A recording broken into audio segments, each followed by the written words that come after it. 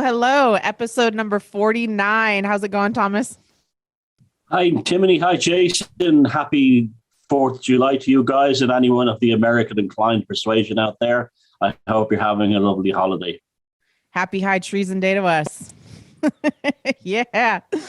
How are you doing? I'm good. I'm okay. I'm busy as it's shite, but I'm like, yeah, I'm all right. Yeah, can't complain. Good.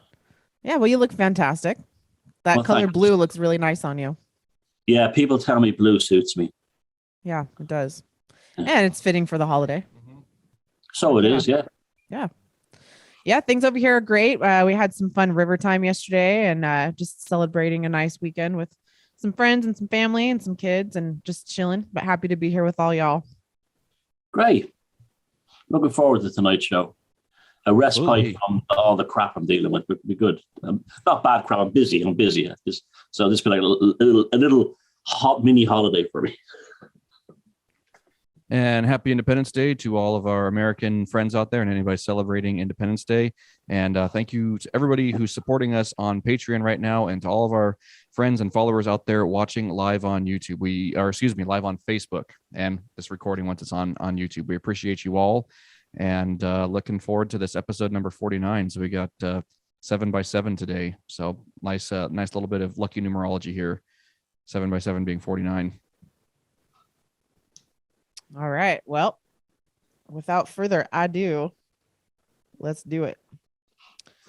Okay. Hold, please. Hold on. Okay, there we go. A little bit of technical. Hold yourself, woman. I know. Get it together. Okay. The astrological significance of July 4th, Independence Day of America, and the first Independence Day of the Philippines. The founding fathers of America started to celebrate the 4th of July Declaration of Independence Day in 1776 as established by Freemasons, notably George Washington, Thomas Jefferson, Benjamin Franklin, and other astrologer Masons who planned and designed the national capital region area. From the ancient concept of as above, so below, they built the structures aligned to heavenly bodies and star maps, particularly the helatial rising of the star Sirius at a certain time of the year. Sirius, known as Sothis among the Egyptians, Al-Shahira, as indicated in the Quran, Surya in Sanskrit, Tilan Lang or Heavenly Wolf of the Chinese Purple Star Group, is the brightest star in the sky, 20 times brighter than our present sun, and is located in the constellation of Canis Major. Canis Major is the larger of two dogs that follow Orion, the hunter. At exact alignment on the belt of its three stars, faces the 5 stars of Taurus, Hades the bull, and the 7 stars of the Pleiades. Sirius is more visible on the easterly sky of the winter solstice rising after the sunset. By the ancient Egyptians, Sirius was revered as the Nile star, or star of Isis. Its annual appearance just before dawn at June 21st, the solstice, heralding the coming rise of the Nile, upon which Egyptian agriculture depended.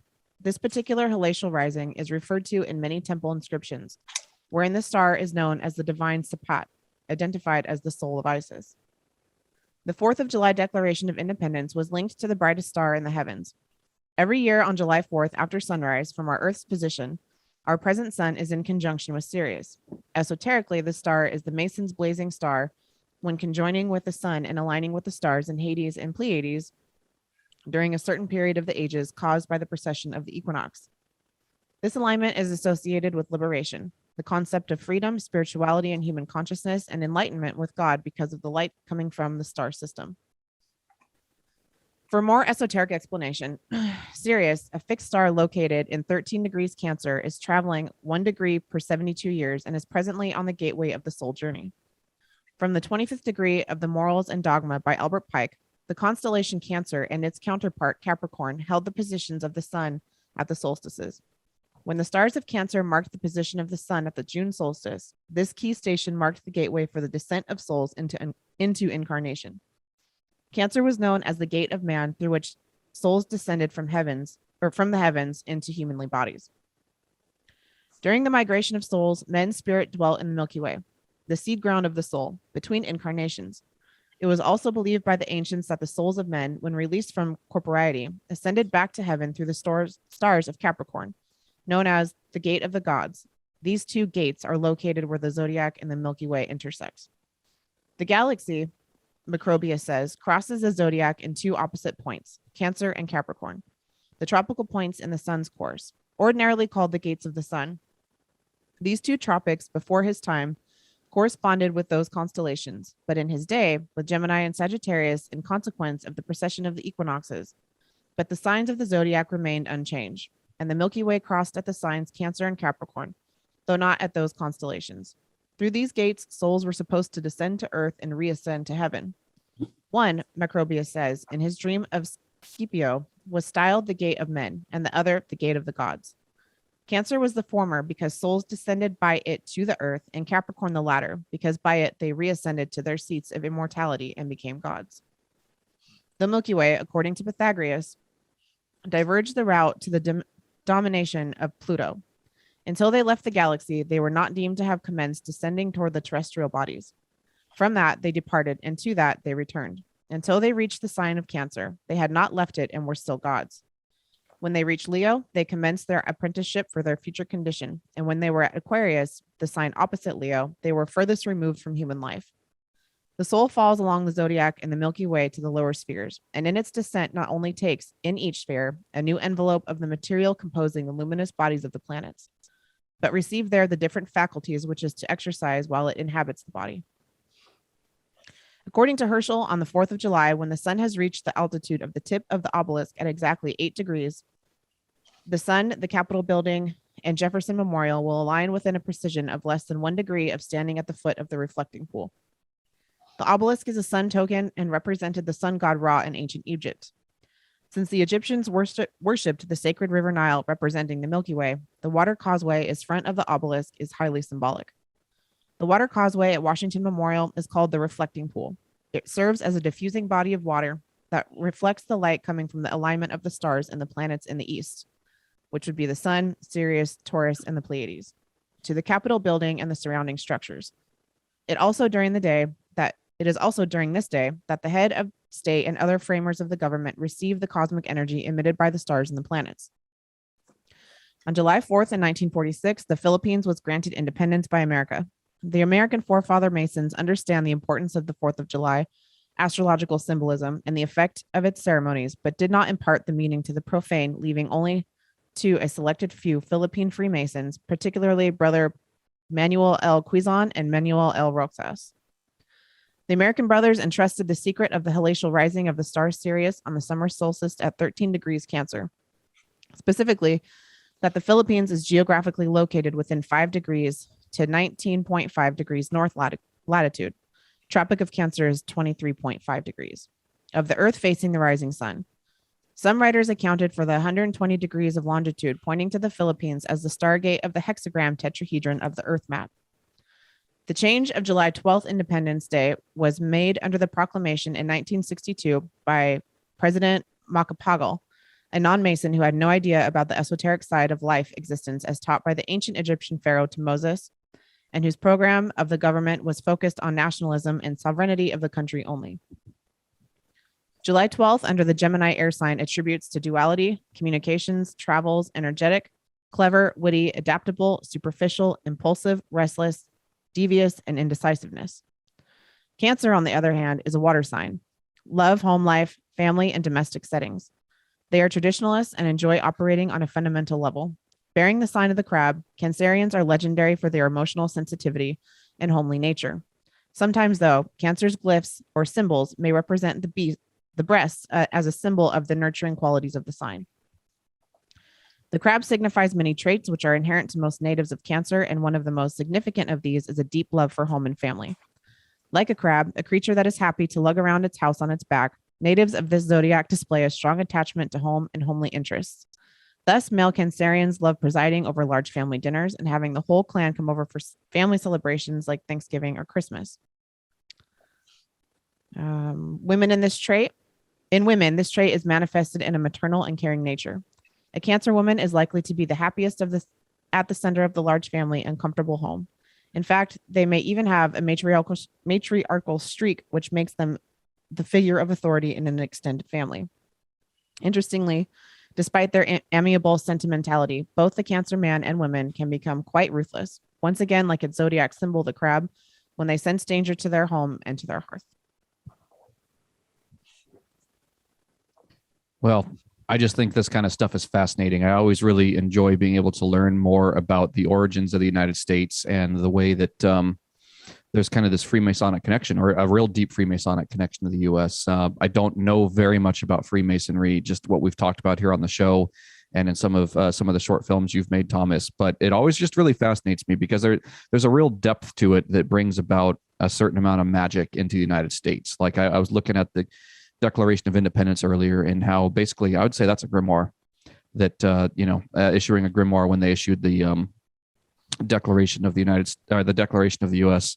Declaration of Independence of the United States on July 4th in 1776. That was absolutely an issuing of a grimoire, and drawing the boundaries of the United States, the flag, the sigils, the symbolism that's inherent within a lot of the streets in the major cities within the U.S. There's quite a bit of magical correspondence, and I think there's something incredibly deeply magical about this country and about the way that it was created. Now, I don't think that a lot of that stuff is extant into today in the 21st century here in 2022. I would imagine that a lot of that has been watered down, taken over by other people, and deliberately kind of suppressed. It seems like there's a real kind of Christian Abrahamic overlay onto the story of the United States now. And I would like to think that perhaps back then in the Founding Fathers era, when they were speaking of a God, they weren't necessarily speaking of JHVH. You know, they were talking about something that was more of a the individual's God, that everybody as a sovereign individual, whomever their God was,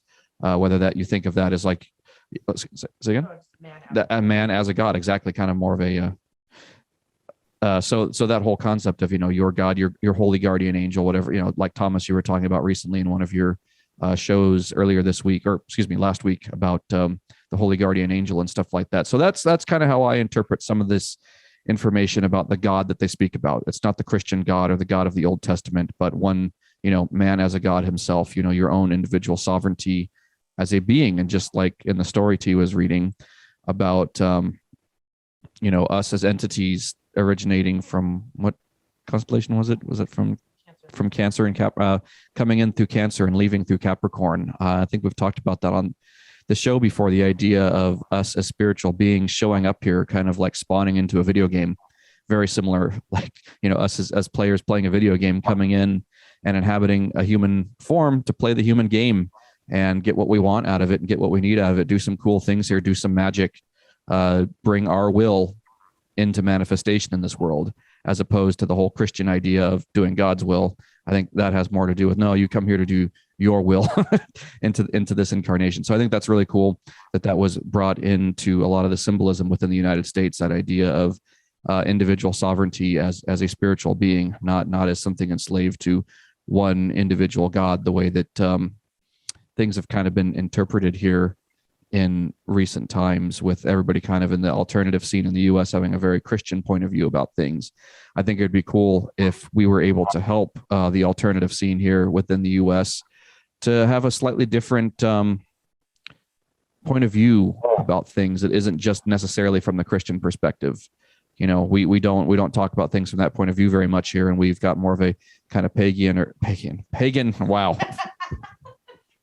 Not pagan, more of a pagan point of view here, a pantheistic point of view, and not such a monotheistic point of view. And it'd be great if there was, I think a lot of it has to do with just the language that's there in the alternative scene. If there was other language to use besides, God and Satan and satanic and stuff, if we just had some other words that could be brought into the lexicon of the alternative scene here within the US, I think some really great things could be done with that. Yeah, this is a great story to begin with. I love this stuff, fascinating stuff. I've read Morals and Dogma. I'm quite taken by both Albert Pike and Thomas Paine. Yes, you made a brilliant point there, Jason. You said that the original Freemasonic foundations of the United States are not necessarily what it is now. Well, it was designed to be that way. Think of like America's occultic foundation as a vegetable gardener preparing a really good soil. And if you get the soil right at the beginning, you'll have an excellent garden. Well, that was the whole purpose of the occultic generation of the state of America. Regarding the God, well, I looked into it, and it was a Columbia, but this kind of thing. It's very vague. So I'm assuming that the God is a supreme Godhead.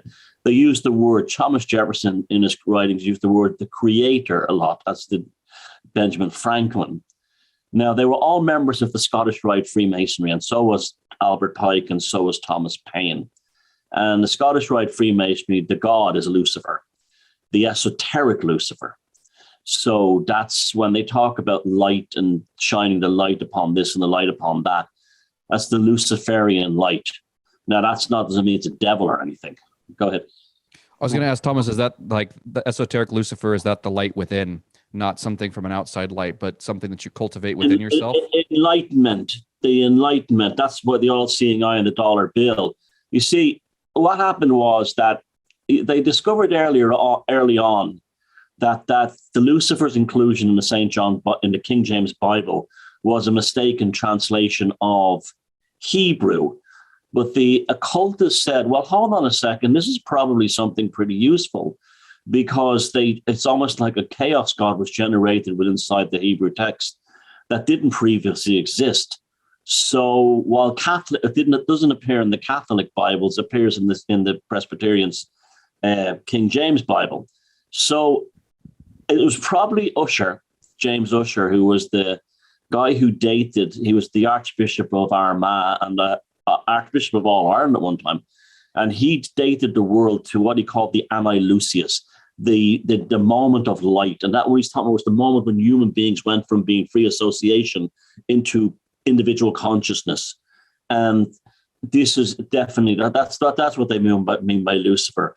You detached from the God telling you what to do, and man developed free will. Very big deal in Freemasonry. Now, the United States and all republics generally after about the late 1600s were all founded on Freemasonic principles. France, even Ireland, many other, and also smaller nations around Europe, Italy, and the United States were all founded on Republican Freemasonic ideas. And it was seen that the Republican stuff, the federal stuff, was the administrative side, but they were all Freemasons, especially a country with tricolors, France, Ireland, and so on. Those flags were designed by the Grand Orient Lodge in Paris, Italy. And so it was absolutely the United States was founded on occultic things. It's why it's so powerful and became so powerful so quickly. A tremendous leap. And it was because they infused a notion of sanctity into the actual trappings of state. This wasn't just the Constitution. This was something fundamentally connected to higher states of consciousness, higher states of being. So that's why they have the Washington, D.C., they were very particular about the geomancy, the actual setting up the city. Now, this was a really big deal because they saw themselves, look, when they say the new world, they don't mean like Europe is over and this is where we start again. They meant a new way to begin. They literally saw, look, we can undo a lot of the shit and the baggage. We don't have to have that. And Brazil tried this as well, that Europe has. We can begin again. We can start again. And this was what the geomancy was all about. To actually, what's the word? Sanctify. Now that's why the British attacked Washington and burned it down in the War of 1812, because they didn't like the stuff that was going on there. But yeah, absolutely. I mean, that neoclassical architecture down in Washington, D.C., the dome of the Capitol building wasn't completed until after the Civil War. And so like a long time after, that time, and on the top of that dome, there's a thing called the apotheosis of George Washington, and it's George Washington as a god, as overseeing the American Republic. And the concept was it would be like the stone in Mecca, the Cuban Mecca before America. And it wasn't that George Washington was so much was a god, but he was the father figure in the literal sense, because there's a hole in the top of that dome. And you see this in a lot of Freemasonic stuff. And beyond that is the real creator. And it's designed so light should come true. So people have all these spooky ideas about America. Oh, it's dark and it was all founded by Freemasons, Luciferians. But they were in a very different mindset than you think they were. They weren't a bunch of people going out saying, let's destroy Christianity. Although they did not want the United States to be Christian. Jefferson was particularly strong about this. They actually even considered Islam to be a more suitable religion for the new country than Christianity. I think Jefferson called it the most ridiculous religion that was ever created. So there you go, folks. There's also one more thing flavored to the mix. There may well be a Baal veneration to this, because St. John's Eve was normally celebrated around this time. And the Romans Romans in Europe celebrated their fertility god, Baal, around this period. So that may have been dragged into through the whole neoclassical thing. So there you go. It's a fantastic story to start with. Timothy, who wrote that article, by the way? Hold on one sec. It is by... hold on.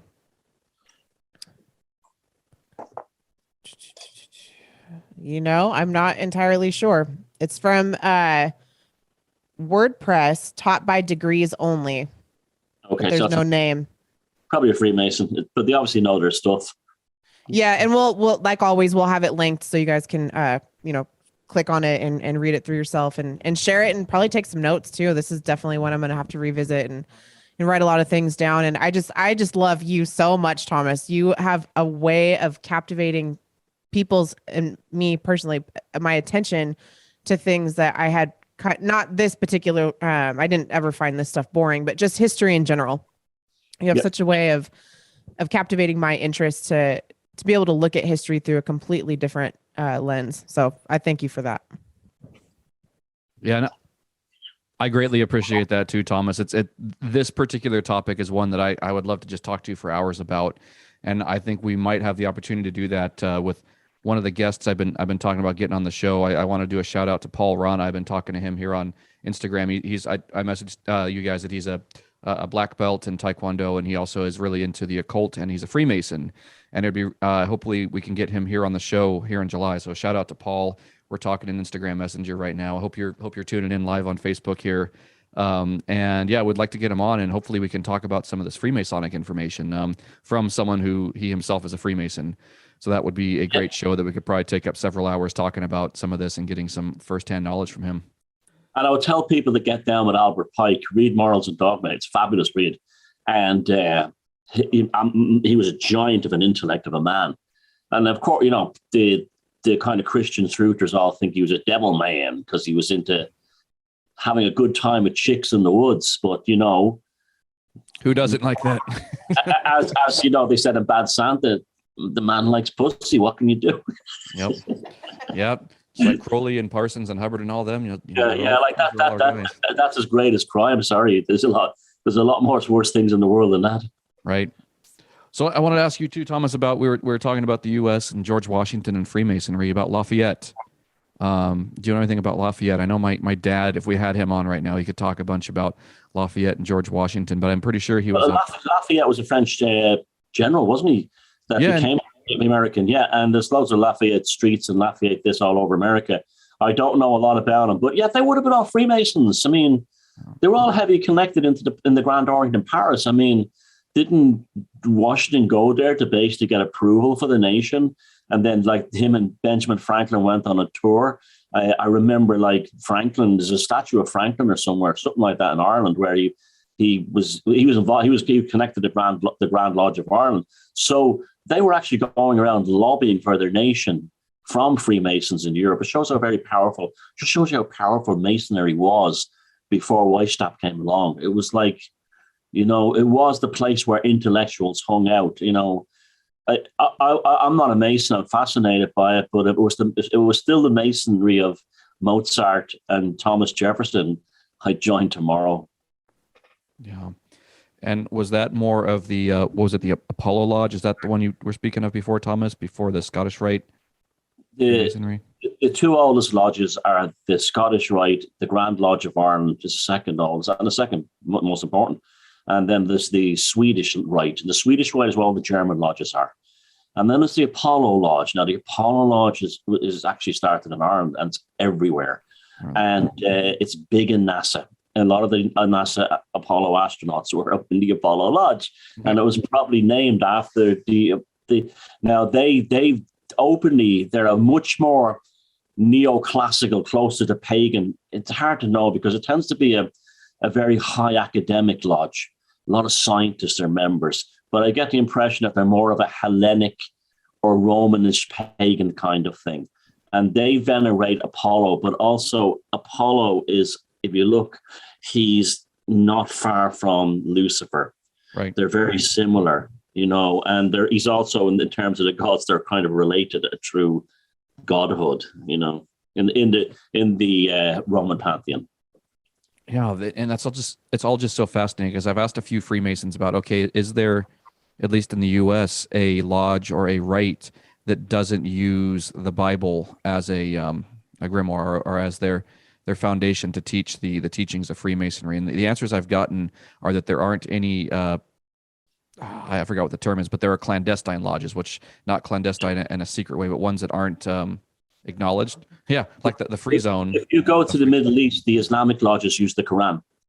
Okay. And they're still Masons, and you'll find that Jewish groups are use the Torah.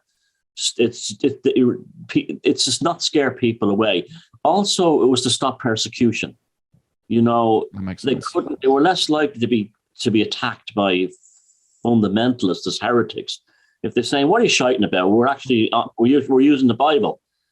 I mean, if you look at the book of Saint Cyprian, he shows basically that you can use anything from playing cards to astrology to Christianity in order to do magic. Mm-hmm. It's like music. You can have chords and they make different kinds of music, but they're still the same chords. Well, it's the same thing. It's like that. And so, these people are very clever.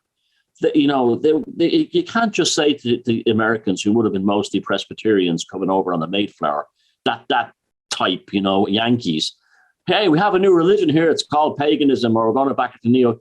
They had to do it through the software of Christianity because that's the people they were dealing with.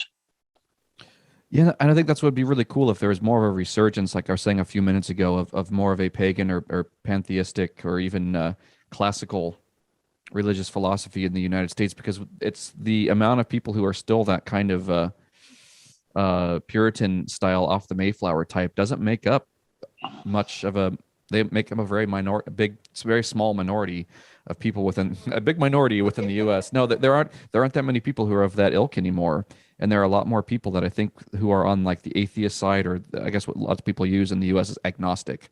That's a real popular term, that just not knowing. And I think more of the agnostic. Also, a lot of American lodges went and became kind of social clubs, Shriners, charity clubs, this kind of thing. And they would have started out as hardcore lodges. But as Masonry declined in influence and power, they would have moved more to social clubs. And they became like the Shriners and things like that. The Elks and the Oddfellows and some of those other like pseudo-Masonic. They still have some of the symbolism. Yeah, they do. Yeah, and they have like some of the. I was in one in Maine. I saw one of their lodges, a Shriners Lodge in Maine once, and it was a classic Freemasonic lodge. It was like they had just evolved over the years into something different. Yeah. There's a tavern over in Seattle that's, I think, called the Oddfellow or the OddFellows, and I'm pretty sure it's an active Oddfellows lodge. And I went there one time to get some drinks, and it was beautiful. The artwork and the architecture in there, and the all-seeing eyes and everything. I'm like, oh, this is cool. I like hanging out at this place. It's just, I love a lot of that artwork. It's just for whatever reason it's triggering. It gets my goat, and it's triggering in a good way, as T was saying. But I just like it. A lot of that aesthetic is really cool, and it's just a cool atmosphere to hang out. I was offered a chance to join a few lodges, 2 on the east coast of Ireland and 1 in Stavanger in Norway. And the reasons I got for it was the same. They said, you would not believe the access to the libraries we have. He says that we have incredible libraries, and That's that was amazing. the most tempting thing. But you can go in as a guest of a Mason, and you can take the books out. But I've got a fair collection of Freemasonic books, including some real important ones. But which is where I've learned just about everything I know about it from. But I still don't know a lot, because there's still lots of it's like Hinduism. There's the whispered secrets that are never written down, the kind of thing. Oral When tradition, when you get your 33rd degree, then you find out these things that are not in the actual books that are actually spoken to you. That's pretty cool that a lineage of that type still exists, the spoken word lineage. Oh, yeah. Yeah. Well, that's why the espionage is the MI5, MI6 in the UK and the CIA are packed with Masons. Yeah. Yeah. So the esoteric nature of the United States is pretty cool. I think that I still think that that's why we will continue on and rise again, despite some of the shit that's going on in the world right now. I still have a lot of hope for the United States. I still really love this country and love being an American. And I think that things right now are real rough in certain ways, but I see things going on a real uptrend in the United States here in the next coming years, especially as we get towards 2033. And, if we want to call it the second Renaissance or the next Renaissance, the Renaissance of 2033 and beyond, I want to say that there will be a resurgence here in the United States once some of the political stuff kind of fizzles out. The real problem is the same problem facing Europe is fascism. And when I say fascism, I don't mean fascism like what the lefties tell you fascism is. The true definition of fascism is rule by corporations. And we have these asset management companies like Serco and BlackRock, and they're the ones who have destroyed our nations. And until we take them to task, all of us in Europe and America is going to struggle. That's literally the enemy is very clear and visible. It's these asset management companies like Serco and BlackRock. Yeah. And I wanted to say to kind of take own it back. everything, that own everything. Yeah. There'll be something in your town that they own and run, And infrastructure too. They said to the governments, okay, you go and play with your elections and you go and play with your little bits and pieces, and we'll run the world. And we are truly under fascism in the classic sense, ruled by corporations. Yeah, and they own so many of the assets, the infrastructure, and just certain things that are so systemic and fundamental to the operation of everyday life. But it also seems at the same time, too, a lot of that is being curtailed right now. And that Well, by accident, Putin, well, I don't want to get too political, but what's happened right now is not good for the United States, but it will be good for the United States and the world in time, because it hasn't damaged the countries. It's damaged the bastards who are running it. And that's who we got to get rid of, these institutions. These are the, I mean, if it's like I said, if the founding fathers of Ireland came through a TARDIS and arrived here today, they'd put every member of the parliament up here against the wall and shoot them. The same thing would happen with Thomas Jefferson, and they do the same. They'd say, you let your country be run by transnational bodies like the WEF and overseen by asset management companies like Serco. Okay, get stand against the wall there. And that's why I think the magical charge within the rituals that were done to create this country, that charge will allow those things to carry the course that they need to carry. And Americans, absolutely. We're scrappy. We fight with whatever we've got around us, and we always prevail. That's why I made that little graphic with the there's the statue of George Washington that's all Baphomet with the as above so below hand gestures, and I took that one, I lassoed it out and put it with phoenix wings on it, just because I'm like I like that idea of kind of that rising from the ashes out of whatever fires there are there right now. That part of the United States will always be there. So, yeah, it's fascinating stuff. I've lived here my whole life and have never really given too much of a shit about being an American, but learning more about this stuff and not in a patriot type way at all, but just that there is a magical heritage, I guess, that we get to have from being by being Americans, and anybody can have that, but it is kind of cool when you think about it that way. Yeah. There's patriotism and then there's jingoism. Okay. Jingoism is patriotism gone cancerous. Gotcha. You know, you would have not found any jingoism among the founding fathers of the USA going, hey, we're better than that. We're number one, USA, US. They would have not have behaved like that. No. They would have said, we're building a new nation to stand among the nations of the world and hopefully act as, what's the word they constantly use? A shining light for all the world. Yeah. Columbia's torch. Columbia's torch. There it is. Yep. All right. Well, that was pretty rad. Thank you for that discourse, y'all. Okay, now we're going to take it across the pond. Large Hadron Collider revs up to unprecedented energy level. In Paris, 10 years after it discovered the Higgs boson, the Large Hadron Collider is about to start smashing protons together at unprecedented energy levels in its quest to reveal more secrets about how the universe works. The world's largest and most powerful particle collider started back up in April after a 3-year break for upgrades in preparation for its third run. From Tuesday, it will run around the clock for nearly 4 years at a record energy of 13.6 trillion electron volts. The European Organization for Nuclear Research, or CERN, announced at a press briefing last week. It will send 2 beams of protons, particles in the nucleus of an atom, in opposite directions at nearly the speed of light around a 27-kilometer or 17-mile ring buried 100 meters under the Swiss-French border. The resulting collisions will be recorded and analyzed by thousands of scientists as part of a raft of experiments, including ATLAS, CMS, ALICE, and LHCb, which will use the enhanced power to probe dark matter,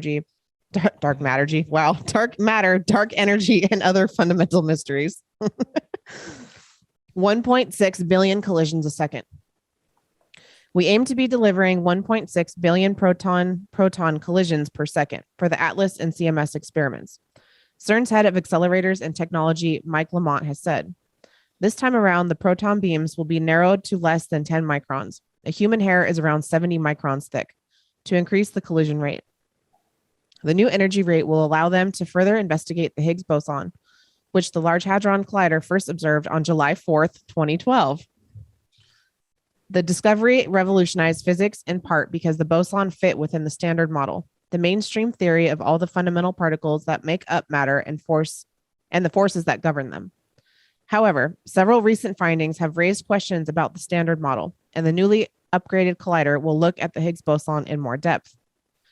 The Higgs boson is related to some of the most profound open questions in fundamental physics today, said CERN Director General Fabiola Giannotti, who first announced the boson's discovery a decade ago. Compared to the collider's first run that discovered the boson, this time around, there will be 20 times more collisions.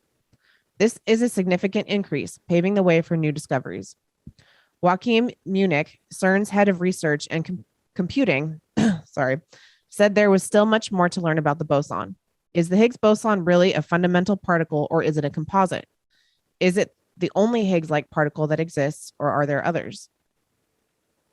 Past experiments have determined the mass of the Higgs boson, as well as more than 60 composite particles predicted by the Standard Model, such as the tetraquark. But Gian Giudici, head of CERN's theoretical physics department, said observing particles is only part of the job. Particle physics does not simply want to understand the how. Our goal is to understand the why. Among the Large Hadron Collider's 9 experiments is ALICE, which probes the matter that existed in the first 10 microseconds after the Big Bang, and LHCf, which uses the collisions to stimulate cosmic rays. After this run, the collider will come back in 2029 as the high luminosity LHC, increasing the number of detectable events by a factor of 10. Beyond that, the scientists are planning a future circular collider, a 100-kilometer ring that aims to reach energies of a whopping 100 trillion electron volts.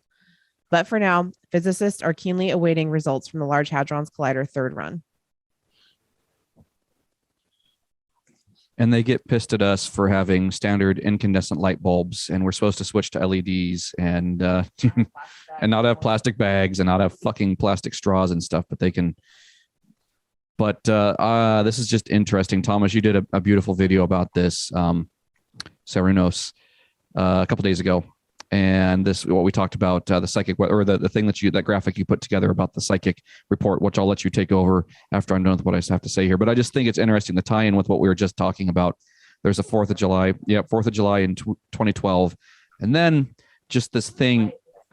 Yep, they discovered the light, but also too this thing about bringing entities in from Cancer or sending entities out through Capricorn. Just this idea of going back to last week's show again, are we in the middle of something where they're trying to pull entities through, a portal and bring them here to manifest on Earth? Maybe not the type of entities that we are that have been native to this part of the universe, but maybe something else. But I wanted to turn it back over to you for this one, Thomas, as I know you have a lot to say about it. Well, I don't really believe a word that fella said in that article. He talks about like finding the first things that happened after the Big Bang. Did the Big Bang happen? I don't think it did. The Big Bang is just like something that theology and science together agreed upon to say that's how the universe started. I don't believe the Big Bang happened.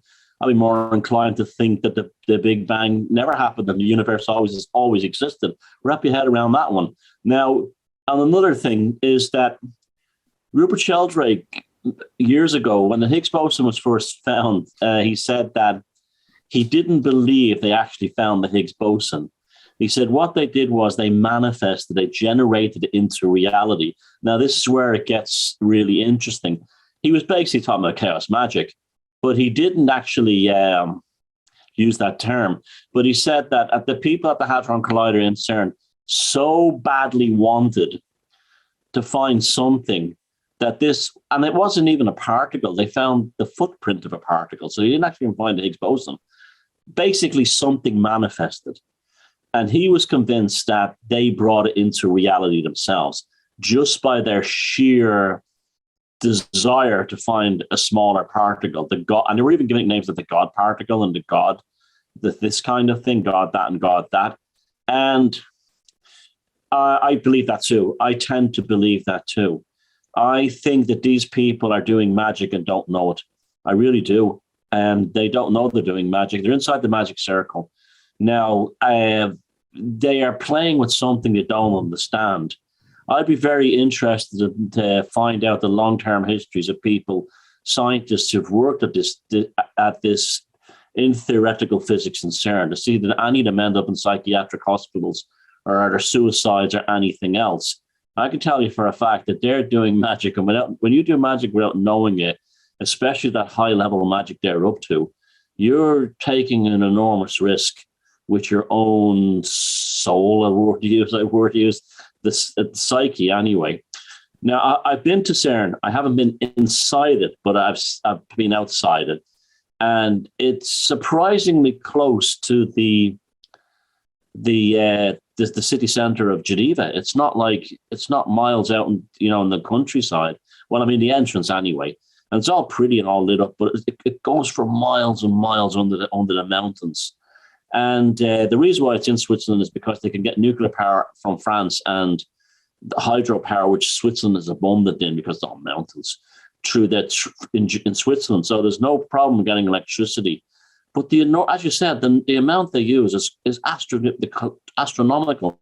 But more than that, the real measure of something is where the money is.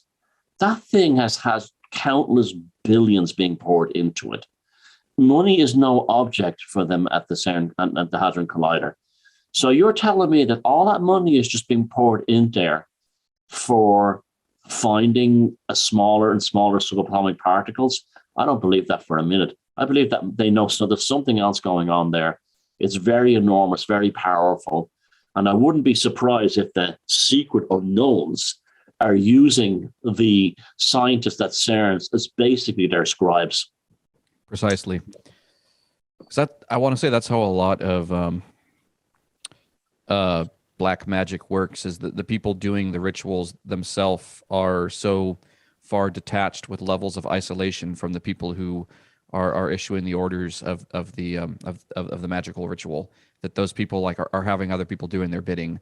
So there's pieces on the chessboard, and there's hands playing those pieces, and then there's the mind controlling the hands. And we could call the secret unknowns are the minds controlling the hands, controlling the pieces. Yeah. And I think that's how a lot of these things are carried out on a magical level. And that's why, again, with the United States thing, it's cool that there's another hand playing on the other side of the chessboard that's on the individual level, where the individual is the one that plays the hand, that plays the pieces. So it's great that there's a balance there. But going back to the CERN thing, I do wonder if that's their intention, is to pull something through it. The secret unknowns, who are the minds behind the hands, behind the pieces, if that's the whole point of it. And we one of the possible things I think they could be looking for, what's that? Some way to produce immortality or to extend their lives, because these fuckers are obsessed with living forever. That's what the transhumanism and the posthumanism is all about.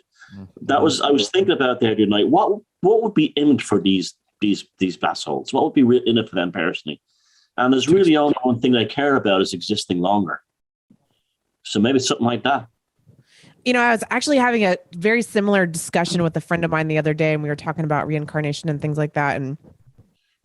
And the thing that we were kind of talking about was very close to what you just said. And it was basically like, do you think these fuckers are obsessed with this shit, with immortality and living a very long life, because they know they're fucked? Not all of them, but like for the psychopathic ones, do they know on some level, because of what they've done, that they're fucked? So if they pass away, or when they pass away, that's kind of it for them. So that's why they're obsessed.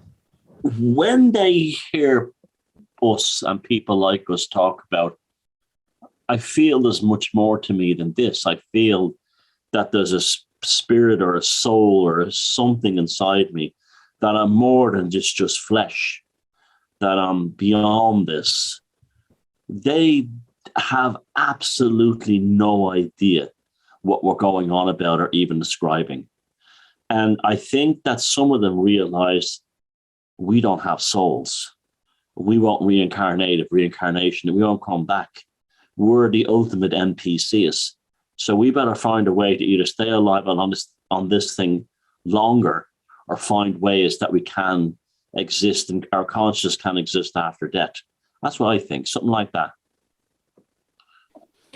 Yeah, and that's always why, for me, I've wanted to have this. If there's one impact I can have through the alternative scene, is to help people see that they don't have a soul, but they are a soul. That's just such a foreign concept to most people. This idea, like within a lot of religions and spirituality, people have this concept that you possess a soul. It's like, well, if you think of it in the way that, no, you are the part that reincarnates, that you, the one using your perceptions, the one using your body, the one that continues through and has memories, not the memories themselves, not the mind itself, but that uses the memories in the mind and the body the way that we use a piece of software, like the mind being the software and the body being a piece of hardware. We use that the same way we use our body. So we're the one operating the body through the mind and through the emotions and through the nervous system and all that. And we are a soul rather than having a soul. So I think a lot of these people that are in these fucked positions Timothy was talking about, I think there are a lot of things walking around out there that are automatons. And yeah, they have this concept of their only concept of life is the physical life. They have no concept of reincarnation or incarnation, or that there's anything besides the physical, and whatever they are is probably some sort of golem. And when like a piece of AI software or something that has its own, everything in life has its own basic fundamental first command of everything is to persist, to survive, right? So when something knows that it's about to be shut off, it's going to hold on to its ability to persist. And if something isn't a spiritual being that knows it's going to reincarnate, it's going to hold on to that physical persistence as the only thing that it has. And those of us who are aware of ourselves, who have seen the light within shine, who have that own personal light within us, we know, oh, this is my body, and I'm going to have many of these, and I've had many of these, and I'm going to carry on. Even if I don't have memories of this incarnation, I'm going to carry on. Me, the soul, is going to carry on. And these people are probably just bodies themselves, and there's nothing occupying them. And once they come into fear of being shut down, they turn into like rabid animals, essentially, that get cornered into the corner of the room and start lashing out in that way. So yeah, they probably have this fear of no longer being able to persist, because they themselves aren't a being, they're just an automaton. And I think that's what the secret unknowns want to do to the majority of us, is help us forget that we are a soul.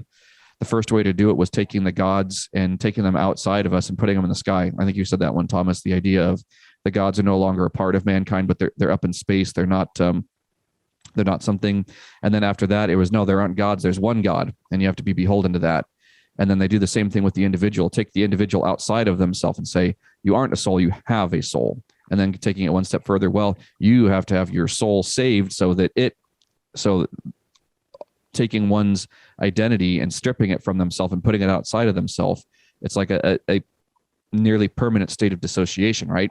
If you no longer can have self-identity. So I think that that's the major thing that they're doing, is to ensure that the individual doesn't have his or her own individuality and wants them to look and see, oh, I'm a body that has a soul. No, you are a soul that has a body. So if I could do one thing in this alternative scene, is to help people see that you are what reincarnates you. Each one of us is an I-ness. An individual me-ness is what reincarnates. The one operating the body through the mind. That was Jung who said that about ancient Greece. That ancient Greece went into decline when they took the gods out of the landscape, the animism, and put them into the heavens as constellation. Suddenly, the gods were no longer part of Greek daily life. They became gods in above to be worshipped in the heavens. And the Romans did kind of ratify that with things like groves. The Romans gave us the groves devoted to Diana and to Pan and the cons. They brought some of the gods back down. But sticking with Jung in the foreword to Man and His Symbols, he talks about soul loss, and he talks about an indigenous. He writes about when he traveled around Africa and places, he was amazed to see how indigenous people lived in absolute terror of soul loss and took the thing very seriously. And when someone suspected they'd lost their soul in an indigenous community, they would go to any extreme to try and get their soul back. It literally tormented them. They would try to buy a soul back. They would try to barter a soul. They would try everything to try and suffer tremendous suffering to try and deal with it. That reminds me exactly of these guys, that they don't have souls and they will pour billions into something like a particle collider in order to try and get their souls back, subconsciously perhaps. But I think at a subconscious level, something like that. Now, it could be lots of things. It could be a time travel machine. It could be a reality adjustment thing. It could be a portal, like you said. It could be all these things and more. It's probably doing all these things by default. The world doesn't feel right today. There's something not wrong. Reality doesn't feel right to me. And I know I'm not the problem because I know many others feel the same way. You look back at music videos and TV shows, even from the late 90s, and that's like a different planet. Where did that place go?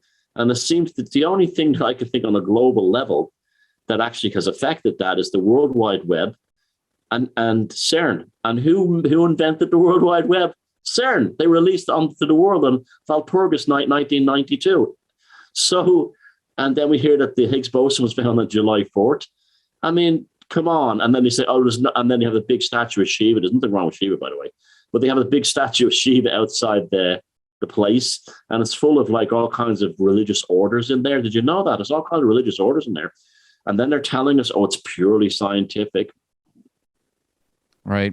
Yeah, it's the public facing line that they put out there. Like, there's the occult beneath the hidden meanings beneath things, but it also seems like just everybody's been a little bit on edge too. Like we're all a little anticipatory of something happening.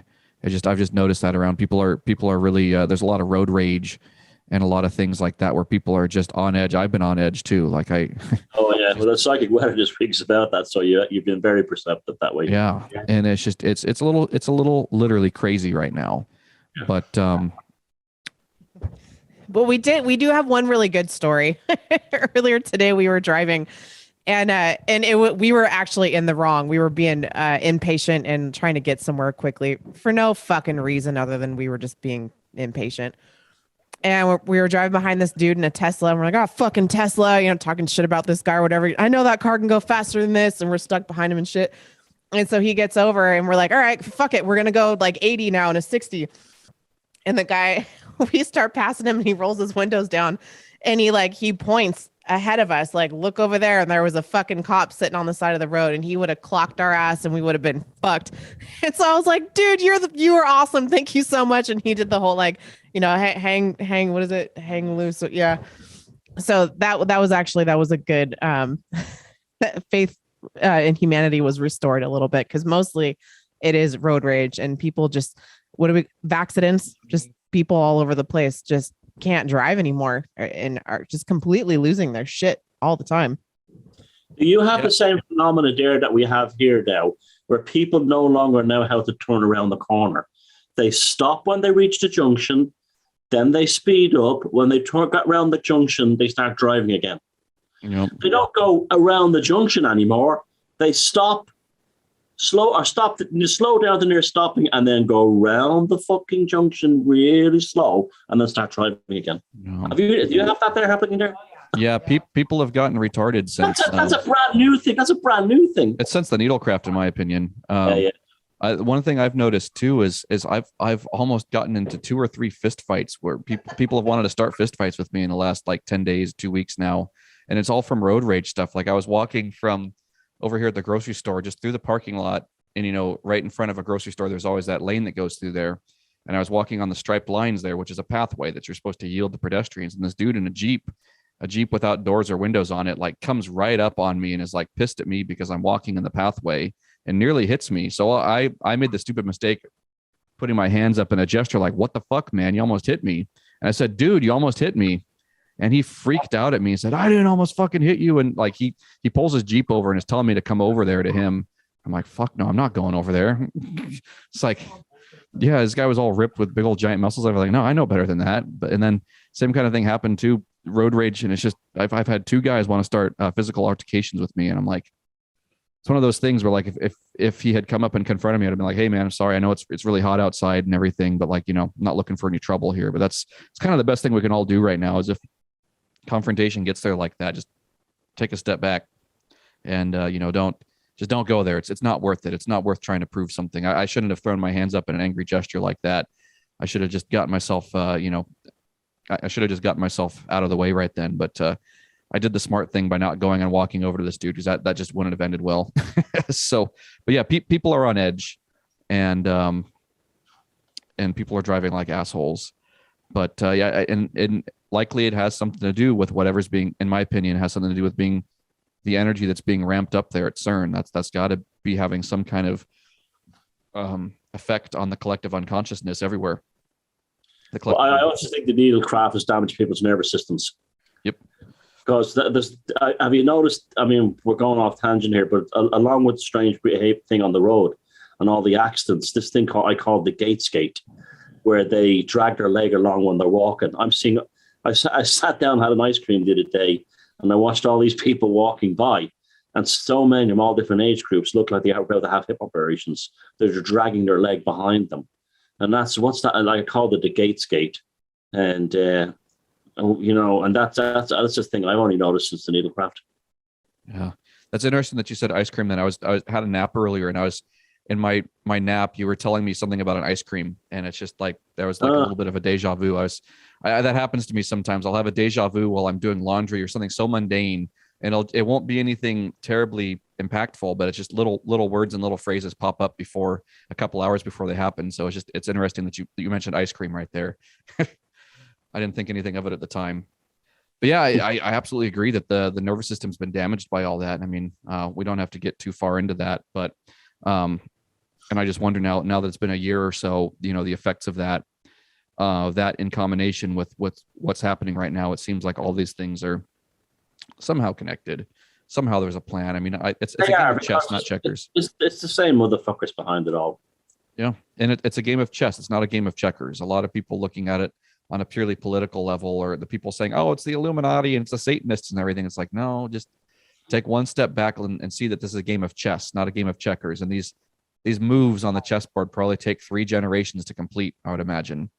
You know, they don't happen like a. The world would be a much better place if it was run by Lafayette Satanists.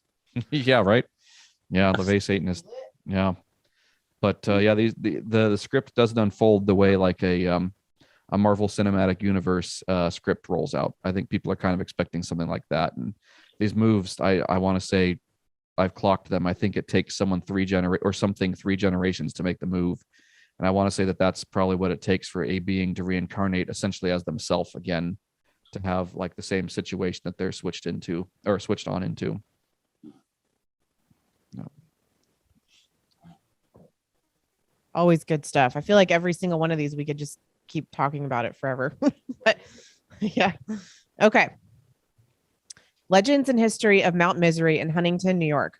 Mount Misery is a vast 854-acre wooded area in Huntington, New York. Its name doesn't derive from the many legends attached to the property. In 1653, local Indians sold the land to the settlers. The Indians sold them what they believed to be cursed land. They claimed evil spirits roamed that land. There were rumors of strange lights and sightings of a man-beast or hellhound-like creature with glowing red eyes. The settlers soon realized the land was no good for growing crops. It was used mainly as a trade route. The rough terrain and steep hill made it difficult for wagons to pass, and thus it became known as Mount Misery. For anyone familiar with the Long Island Mary's grave legends, you will be surprised to note that the Mount Misery, too, has its Mary and its own haunted cemetery. This is also intertwined with the Lady in White Tales. All over Long Island, there are stories of a woman or child named Mary murdered in torturous ways and buried, but not at rest. Legends say she was walking home and was killed on the roadside, and now she wanders these dark and lonely roads to protect other women from that same fate. Mary is also reported to be in white when she is sighted. Many drivers have noted seeing her both at the cemetery and alongside the road. In 1840, a hospital was built for the insane, but not long after, a fire burned it down to the foundation, killing many of the patients inside. The hospital was rebuilt about 15 years later. New patients and staff began reporting the smell of something burning and unexplained screams heard during the night. The new hospital burned down 5 months after being built. Mount Misery is believed to be rather paranormally active. That was a weird sentence. There have been sights of a lady in white. No one knows for sure who this spirit may be, but there's speculation she might have been a patient in the mental hospital. Actually, some believe she caused one of the fires and was among the patients who died in the fire. She is seen walking alongside the road and even likes jumping out in front of cars. There is also a tale of an elderly male spirit who carries around a wicker basket full of decapitated heads. Some witnesses traveling down Sweet Hollow Road have encountered the spirit of a fallen police officer. He was shot in the head and killed during a routine traffic stop. Even after death, he still pulls cars over. You don't notice anything wrong until you get a peek at what is missing, the back of his head. There are stories of a girl who was hit and killed by a passenger car while trying to fix a flat in the 1970s. This supposedly took place directly under the Northern State Overpass. They say if you park your car there at night, shut off the lights, and put it in neutral, she'll push your car until you clear the overpass. Witnesses have reported seeing children hanging from the Northern State Overpass on occasion. Children believed to have committed suicide there and may not have been the only one. There is a story of a young girl who was supposedly attending a nearby horse riding camp. She was allegedly molested by the counselors. When she told her father, he didn't believe her. In a rage, she killed them all and then hung herself from that bridge. Spirits are not the only things wandering the mount. There have also been sightings of UFOs in the area and strange visits from men in black to the locals after each sighting. Tales about the Mount Misery area have been passed on from one person to another for over 100 years. So it stands to reason that the tales will change and grow. Everybody I knew from Long Island had the Mary's grave story.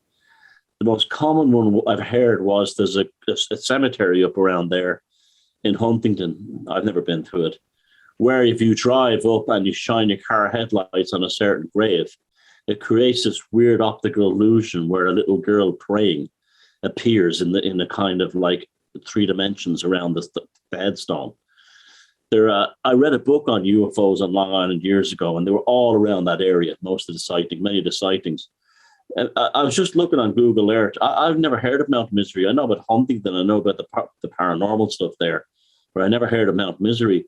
It looks like it's very similar to the New Jersey Pine Barrens, by looking at it on, again, a wilderness area in a very densely populated urban landscape. So it's like wilderness next to densely populated. So it's not surprising you would have that amplification of these forces there. You know, it's hardcore suburbia around there. Funny enough, I saw in Main Street, Huntington, I saw two rock stars, Dee Snider from Twisted Sister and John Phillips from the Mamas and Papas. So the area seems to attract a lot of people involved in showbiz too.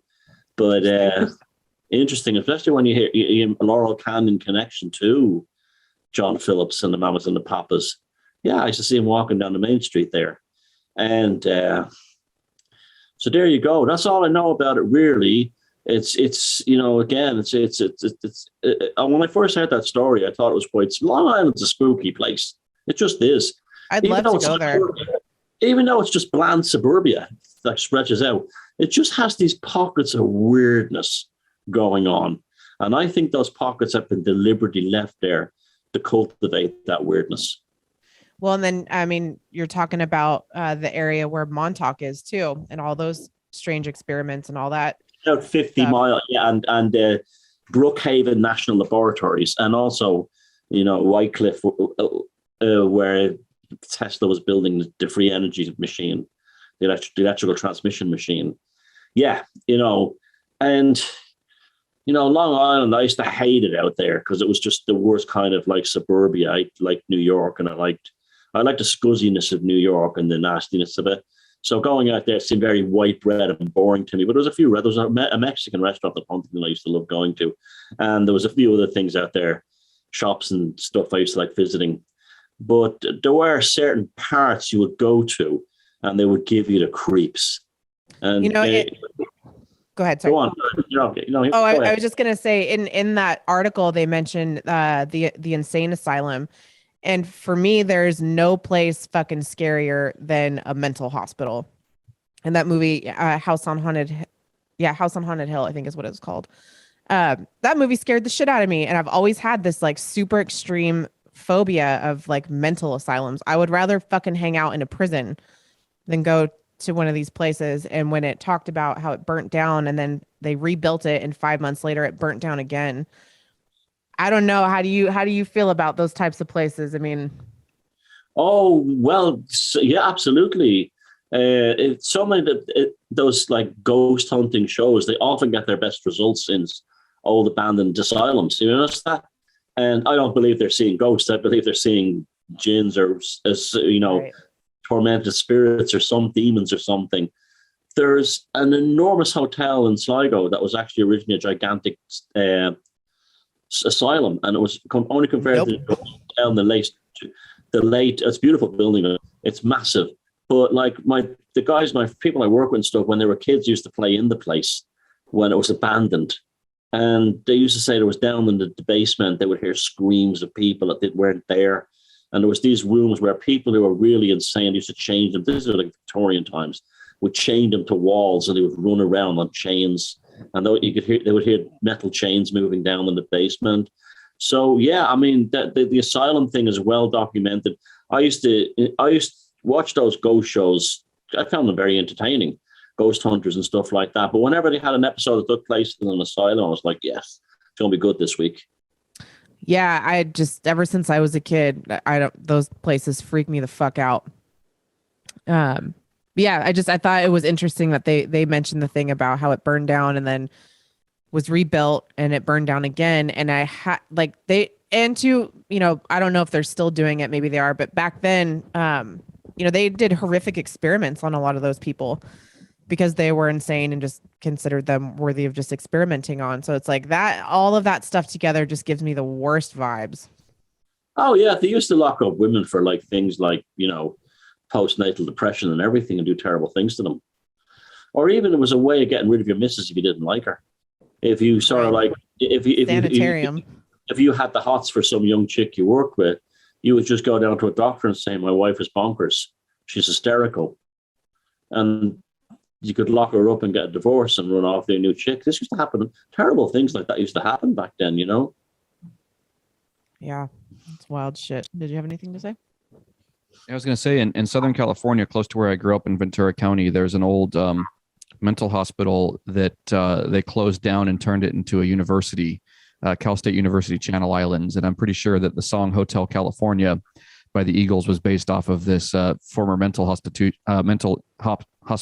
or mental mental hostitution. Yeah. Sanitarium. Yep. And but that place has horrible vibes. I've been there a few times, but it's this. I mean, some of the original architecture from the insane asylum is there, and they've built plenty of new architecture around it, but it just has the nastiest vibes around it. And when people talk about hauntings and things, what I tend to think sometimes is what happens is an impression, a psychic impression or an energetic impression of that terrible incident that occurred gets left as kind of a standing wave of energy in that space. Like those toys, those kids' toys that you can put your hand into, and all those pins will make an impression of your hand. And the black matter or the quantum, the bits of quanta, the quanta that make up the universe, somehow heavy enough incidents can leave an impression, whether it's from a war or a rape incident or something like Timothy was just talking about with the, or you guys were talking about with people being chained up and everything, like some of these terrible experiments that were done to people that would leave a standing wave, like a scalar wave of energy impressed upon the dark matter energy of a space that, I guess, when it's a scalar wave, it goes outside of space and time because it doesn't have a period cycle the way a standard sine wave or a typical sonic wave would have, where there's a period that it lasts for, but a standing wave is there outside of space and time. So I think that's what a lot of hauntings are, and that standing wave of energy. If somebody if somebody goes through that standing wave of energy, it does something within them that activates some of their own willies, so to speak. I think you can walk through some of these areas and just be like, woof, like walking into a room after there's just been a fight, like you can walk into somebody's home where something has just happened, and you can just feel, even if the people look totally fine, you can still feel that impression of, oh, there's something hanging in the air. And it's literally like that, those toys that you put your hand into. It's like, I think the bits of dark matter energy record the trauma or the negativity, the event that occurs, it records it somehow. And some, we've talked about stones having memory, and I would imagine there's certain mediums that there's certain media that holds that energy better than others. So I'd imagine quartz and some of these or minerals that are rich in quartz deposit probably hold those incidents better. So I'm curious about what's underground there in Long Island, in that part of the country. I know we've talked about some of the megaliths along there with Manny Grossman, who we'd like to have on the show again here soon. So another shout out there to Manny. The megaliths are not on Long Island; they're on Westchester County, the Bronx, right. North. But just that general area, like over here on, it's such. I'm just talking about that whole stretch of land all the way across the East Coast, because we don't have too many of them over here on the West Coast, but that whole eastern seaboard of the U.S.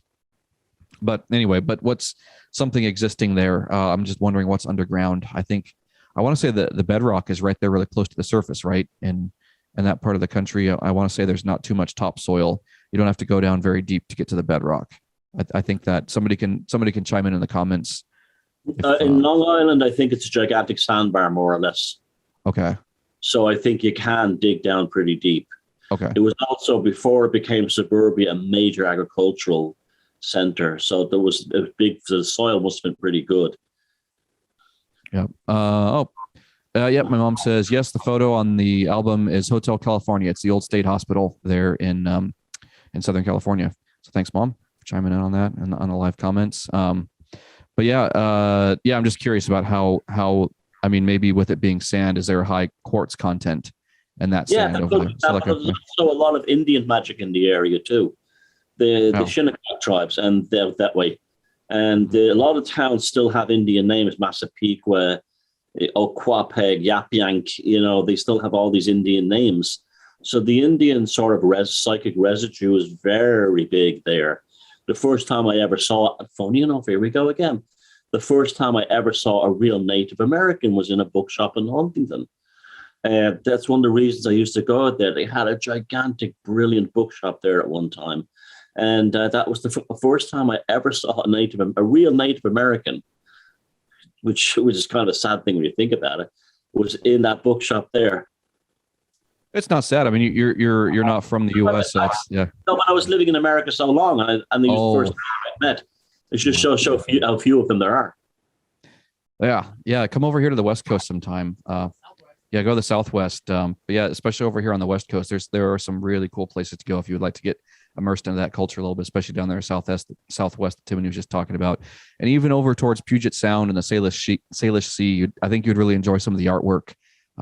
So when you come out and visit, we'll have to send you home with a bunch of artwork from up here in the Pacific Northwest. I'm pretty sure you'd really enjoy it. But yeah. All right. Well, are you ready to take us away with the psychic weather? Yep, go for it. Is it bad? Is it great? Are you happy? Are you irate? The weekend psychic weather.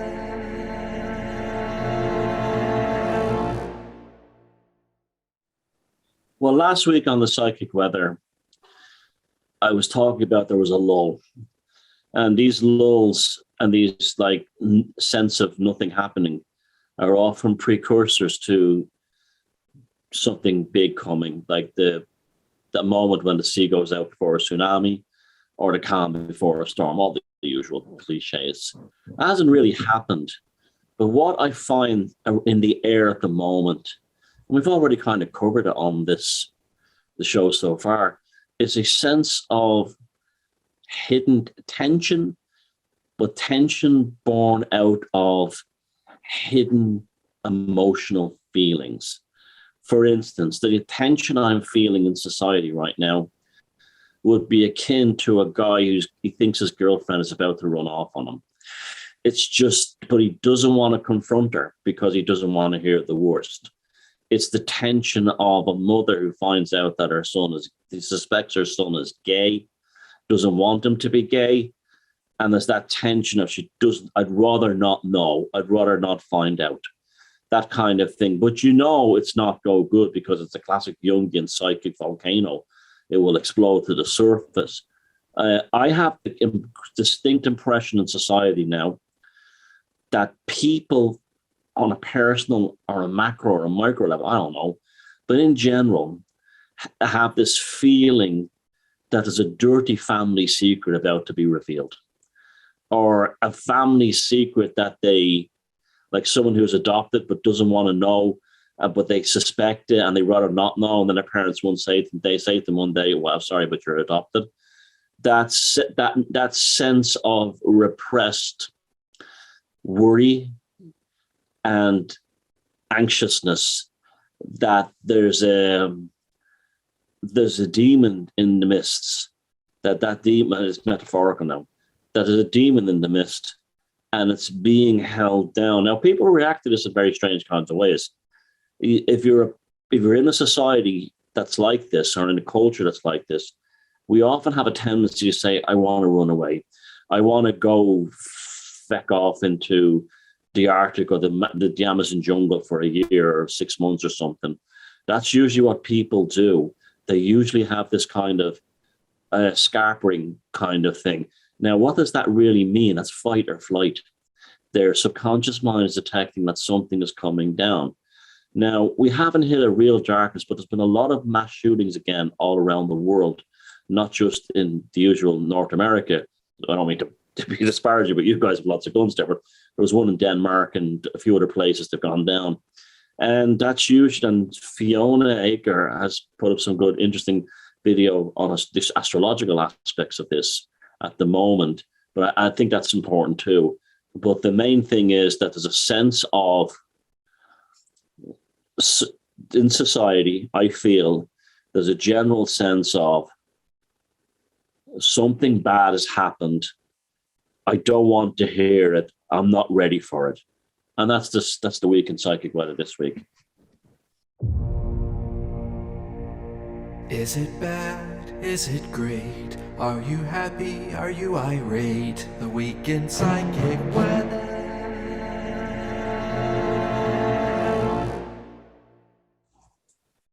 I'm glad you mentioned all that. And just so that you know how well you're psychically tracking with us, right before we came on the show, in your report, you mentioned demons in the mist, literally right before we came down to do the show, we were watching the movie called The Mist.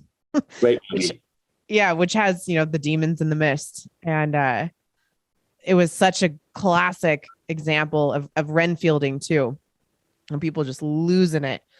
And, and there's a few people who, kind of make it out or whatever. But the religious nut, Mrs. Carmody, was actually right.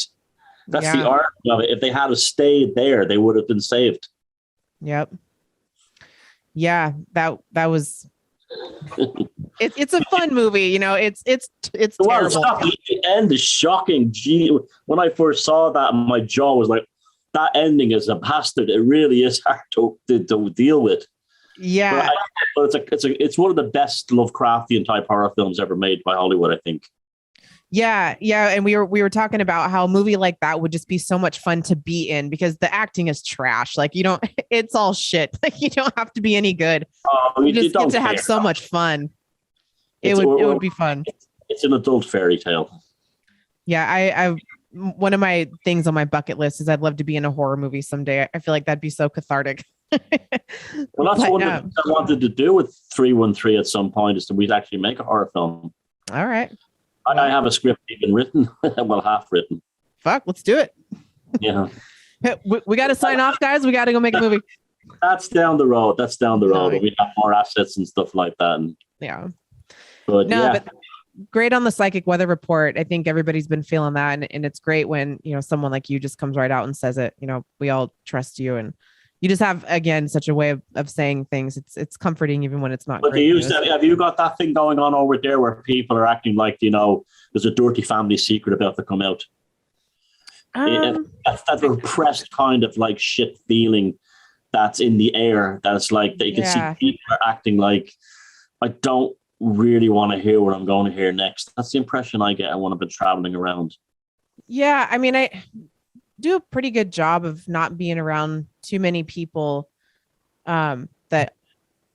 But you're working kind of like, and that's, I'm thinking about that right now as you're saying that, how my clients been, and for the most part they've been pretty solid. But I guess it's just the feeling in the air that you're talking about is even between my coworkers and I, when we have our side conversations in between clients or whatever. And people also feel better when they're getting a haircut anyway. It's I think it's one. It's like for a lot of people, it's like a spiritual thing, having their hair cut.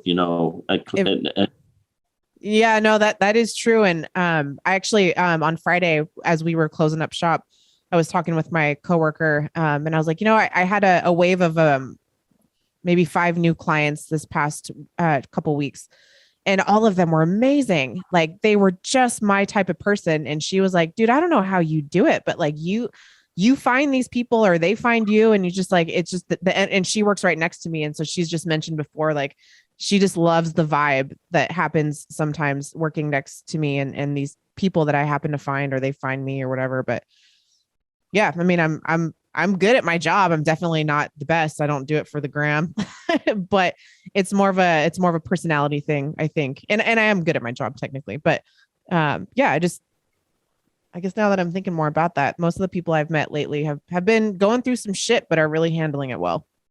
Well, that's good news. Oh, it's really cool the way like Timothy was just talking about. It's like she manifests her own will with that so perfectly with it. And people go to get their hair done by Timothy to have that experience with her. To go to see their medicine woman, so to speak. The mental spiritual medicine woman. But what I've noticed, I was going to say, it's not necessarily what I would notice as a dirty secret, but there's also this thing you talked about, like the guy who thinks his girlfriend's about to leave him. There's a sense of distrust, I would say, in the air.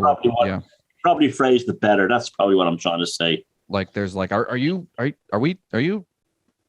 kind of thing where people like don't go there, that kind of thing.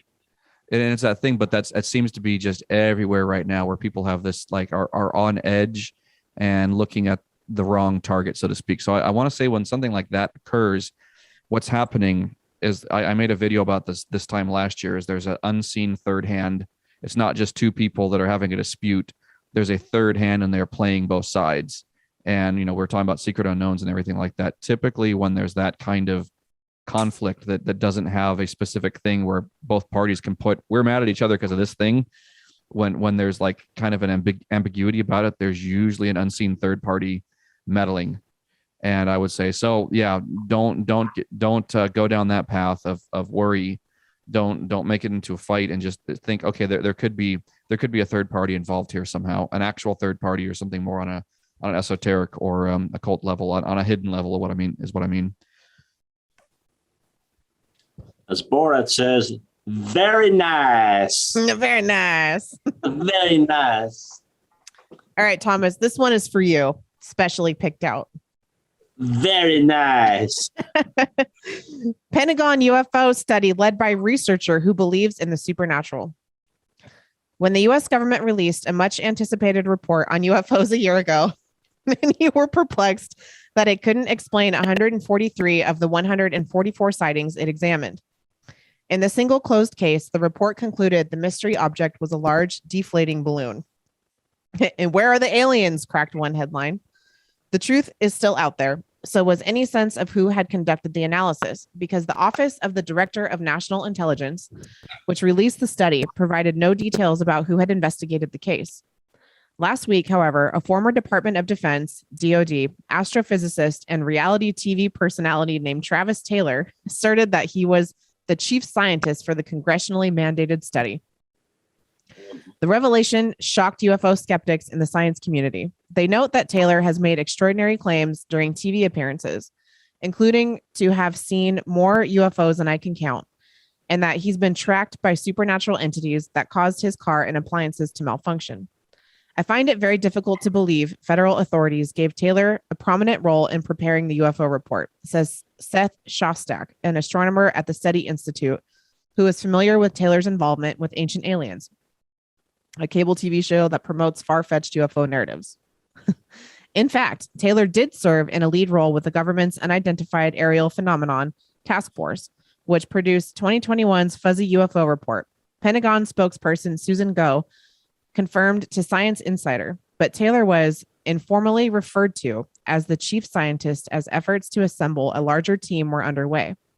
And it was not a full-time position. Taylor did not respond to requests for this comment. Taylor, according to his LinkedIn profile, has 5 advanced science degrees, including a PhD in optical physics and a PhD in aerospace and engineering, and is currently working on advanced propulsion concepts, very large space telescopes, space-based beamed energy systems, and next-generation space launch concepts. He has published 2 academic textbooks and numerous peer-reviewed papers. In recent statements to George Knapp, a TV journalist in Las Vegas, Taylor said he was asked to be the government's lead scientist on UFO in 2019 by Jay Stratton, who he counts as a longtime DoD colleague and friend. At the time, Taylor was with the U.S. Army Space and Missile Defense Command, where he was employed from 2007 until retiring 2 months ago. Stratton was based at the Office of Naval Intelligence before retiring recently. Both men now work for Radiance Technologies, a Huntsville, Alabama-based defense contractor. In addition to his TV work with Ancient Aliens over the past 3 years, Taylor has starred in a show called The Secret of Skinwalker Ranch. It takes place on a Utah ranch that claims to have a history of paranormal activity. Taylor told Knapp poltergeist-like entities from the ranch had followed him home to Alabama and caused mechanical mayhem. My car has started and stopped itself, Taylor said. Once after his car stuttered in the driveway, Taylor said he looked up and there was an odd vortex in the clouds above my house. Taylor's critics are simply astonished by what they call his anti-scientific embrace of the supernatural and the Pentagon's willingness to work with him. I'm starting to see why the government's task force was so unsuccessful in identifying its UAPs, wrote Robert Schaefer, a UFO skeptic and author, on his blog. The news comes amid a surge of institutional interest in UFOs. Last month, NASA said it would fund a UFO pilot study, months after Congress ordered the Pentagon to stand up a UFO office and produce annual reports. Meanwhile, Avi Loeb, a well-regarded Harvard University astrophysicist, has raised millions of dollars for the Galileo project, which will scan the skies for UFOs. Loeb has drawn criticism for his willingness to work with zealous UFO believers. And last month, both Loeb and Taylor appeared together at a UFO disclosure symposium in Utah, where they reviewed and discussed various UFO videos.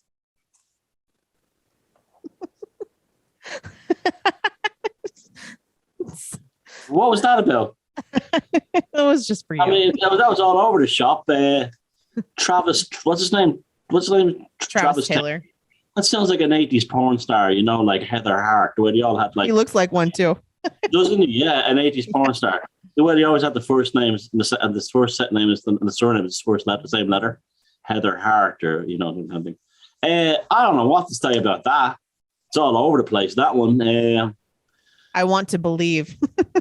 Jason, can you add to this? I can't. Yeah, I think it's. I know. Okay, I don't want this to come across the wrong way, but I know there's been a lot of talk, and I hate this term disclosure.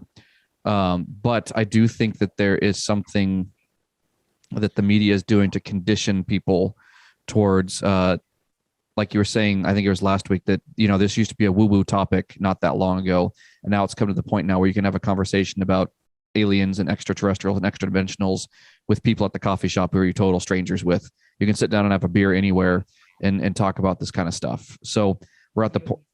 Yeah, and the DoD is starting to come up with some of these things, and these reports that get released from these UAP programs and everything don't really say anything.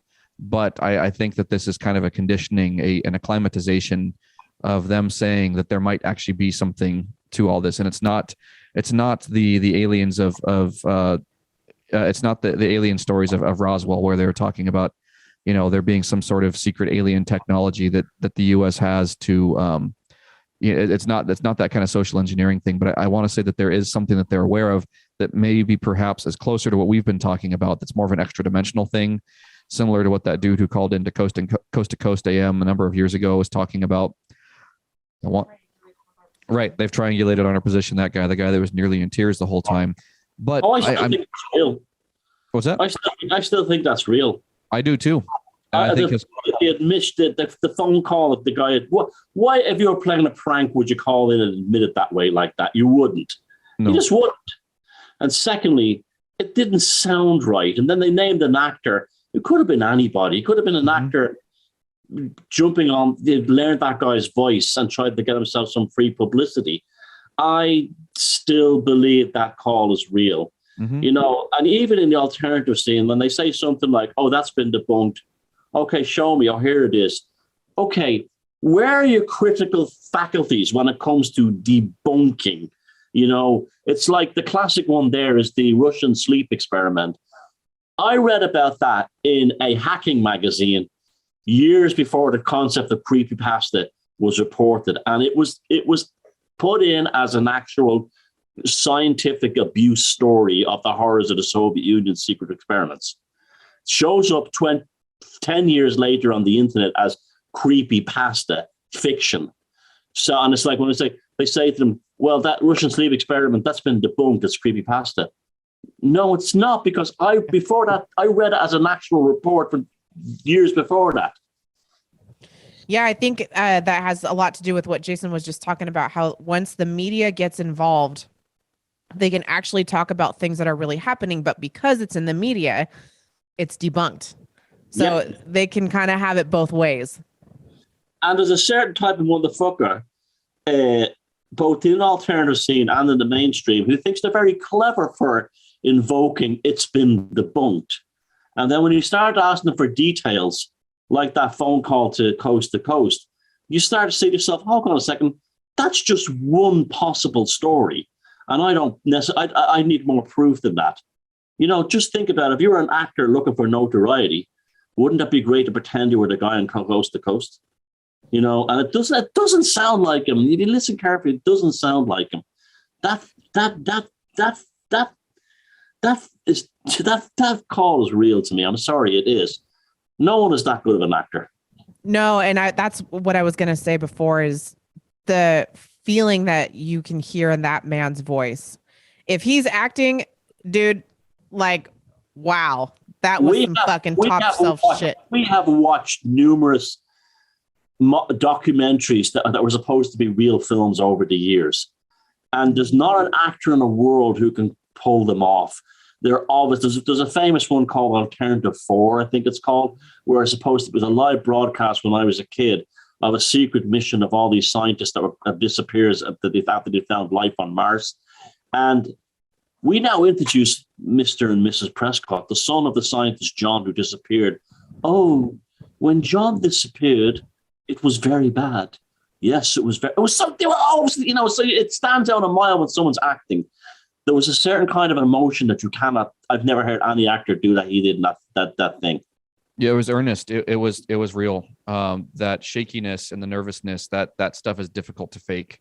Incredibly difficult to fake that, and the way that his communication lag when I think he was talking to, was it George Norrie? Yeah, he was talking to George Norrie. He was talking to Art Bell. No, it was Art Bell. Yeah. So it's just the way that he responded. He wasn't doing lines. He wasn't reciting lines. And also the way Art Bell reacted to it was Albert was like, "Get this off the air. We could be in trouble." Right. So he believed it too. His attitude was like, you could see him going to the producer. He was not like, "Oh wow, tell us more, tell us more, tell us more." He knows that's one of the topics that's red flagged. He was trying to shut that call down because he was worried they would come for Art Bell. They'd be knocking on the door for him next. You know, that kind of thing. So there's lots of reasons to think that thing is legit. And I would tend to think that alternative media figures like Art Bell, George Norrie, and us, and everybody else out there, once there are certain topics that get hit on, there might be people that show up at the doors and say, "Don't fucking ever talk about that again." It really wouldn't surprise me if things like that happen, and there are just certain topics that are red flagged that people aren't allowed to talk about, and perhaps that's one of them. So I've noticed whenever we go down this direction, a few other initiatory orders that are spoken about, there's all kinds of trolls and everything that immediately show up in the comments when things like this are spoken about. And then sometimes I think people get offers that they can't refuse, if you know what I mean. I think sometimes that occurs. And he said, when he says the aliens are demons, that was never ever brought into the equation in ufology back then. It was purely spacemen. No one had ever made the link between demons and aliens. It was never spoken other than Christian fundamentalists, but everything to them was really demons. But that was the one that does it for me, because that was firmly from the day of space dudes, space brothers, spacemen, and mechanical spaceships from other planets. No one had ever even suggested the idea that there were demons. And for him to pull that out on that show like that, for that alone, it was groundbreaking. And I think that was one of the reasons why people, even in the UFO field, wanted to believe it was debunked, because they want so much to believe they're dealing with Alpha Centaurians or the Pleiadians, to be told. I mean, there's a very good video of Rosemary Ellen Guiley at some big UFO event in America, and she's booed off the stage. And she says, "I've come to the conclusion that none of these things are aliens from other planets. They're the jinn or something like the jinn." And she was booed off the stage. And that was like 2006 or something. And that Art Bell thing was what, 91, 92? So to bring up the idea of demons back then, wow, you were really cutting through the matrix in those days. Yep. So that's another one that, it's very easy. Now we often hear stories of like, "Oh, they're demons." We often hear about that. But back then, that came out of left field. And that's one of the reasons that I think it's a legitimate call. Yeah. And that's why the one thing that I am taking away from this article is just the headline of it. This is one of them that's a headline thing. Headline is Pentagon UFO study led by researcher who believes in the supernatural. So it's that thing where it's like there's more and more going back to that idea. And I don't trust that guy Loeb. Yeah. I don't trust him. The more I read about him, it's like he's been put out there to be this. We can believe in aliens now because a scientist says so. Okay, he's one of those targets. Okay, or one of those. Not targets, I'm suspicious. Put it that way. I'm suspicious. Yeah. So he's like, with all like that, sorry, he's like a man. He's like a man that claims to be the former MI5 guy in England, Nick Pope. I mean, when you sign a binding agreement in the intelligence services, that is for life. Why isn't he in prison when he's walking around saying, "When I was in MI5, I saw this UFO stuff and UFO"? That's a prisonable offense. So they're deliberately put out there. Yeah. I'm convinced of it. And the people that were booing Rosemary Ellen Guiley at that conference were probably all the spooks that were there as plants or agent provocateurs to make sure that if people go into a certain direction, that they get their communication flow gets dispersed. Well, I would imagine there are alien fundamentalists too in those scenes. I've met so many of them that you cannot literally switch them to even think for a second. It's not space dudes in spaceships. No. You cannot get them out of that frame of thinking. You know, this is why, you know, I even remember trying to explain to some guy about, well, what makes Whitley Strieber's book Communion so good is that he didn't use the term aliens, he used the word visitors. And in a second book, Transformation, he directly compares them to the fairy folklore of Europe, the Celtic world. And he is of Irish American background himself. So he said there could have been some kind of folk memory in him. And I was trying to explain this to the guy. It was, don't even go there. It's aliens from other worlds. That's the end. That was the end of it. There's a lot of them like that. There is, Jason. A lot of them are just so fundamental in that way. Yeah, and I bet that fundamentalism is an amalgamation of Abrahamism and then something created by the CIA, MI5, MI6 to keep people... Space Jesus. Yep, right. Sky Daddy, Space Salvation, all the Sky Daddy stuff. Yeah. That one's all Timony right there. She came up with that one. I'm a Sky Daddy, baby. I got a big rocket ship for you, sunshine. My man's got a rocket ship. Forgot about that one. We're ahead of the game here on 313. Yeah. Oh fuck! There's one more place I was going to go with that. Not about Sky Daddy, but about Space Camp. Fuck! I lost it. Space Camp. Ooh, you know, you got a lovely big rocket there. Ooh. Well, we were talking about it. Oh, not that kind of camp, but like Space Camp, like officer candidate school for the Space Force. There's and so in all seriousness, last week there's somewhere in the June 20 something, there was a new intelligence unit within the Space Force. They call each one of them is Delta. So there's Delta 1, Delta 2. So Delta 18 was just created, and they put out a news report about this. No, that's not on the show. But Delta 18 was created to investigate objects within Earth orbit and beyond Earth's orbit. So that with whatever's going on here and with whatever is going on with some of the rocks and stuff coming in and out of our solar system, it's interesting that there's now an intelligence unit within the intelligence community that's dedicated to this now and has its own command structure and everything. And their insignia for the unit is a pharaoh looking up at a star. So it's a really cool looking unit patch. So yeah, I mean, I just keep coming back to Trump's Space Army. What the hell was that all about? That's what I'm talking about. Space Force is what it's called. Yeah, the sixth branch of the U.S. military is the Space Force. What was that all about? You know, that's what I'm talking about. That's the Space Force. Sorry, I thought that was something else. Yeah. And they're actually a separate branch, like the Air Force and the Navy. Right. That's what I'm talking about. That's what that's literally the Delta 18 is a unit within the United States Space Force. So the Space Force is an actual branch of the military. It's not a hypothetical. There are people out there wearing uniforms that say United States Space Force on them, wearing a rank insignia that is Space Force ranks. They look very similar to the Air Force rank insignia, but they've got a 4-star general. They have a senior master chief of the Space Force, or senior master sergeant, whatever it is. Yeah, senior master sergeant of the Air Force Space Force.